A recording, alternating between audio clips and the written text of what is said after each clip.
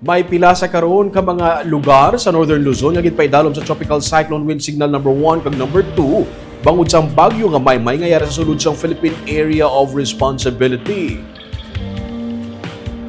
May mga probinsya sa Northern Luzon nga napaidalom sa tropical cyclone wind signal number 1 kag number 2 bangod as of 4 p.m. yara sa 145 kilometers west sang Sinait, Ilocos Sur ang Bagyo Maymay nga may kabaskogod nga sa 25 to 90 kilometers per hour kag mahinay nga nagagiyo pa northwestward nga direksyon. Ginapaabot nga mangin mahinay ang bagyo samtang ginatabok ang Northern Luzon kag ginapaabot nga maga-downgrade ini sa isa na lamang ka LPA buwas nga adlaw. Mangin maulanon ang Northern Luzon samtang ang hangin habagat naman ang nagadalas sang ulan sa Metro Manila, Calabarzon kag Mimaropa regions.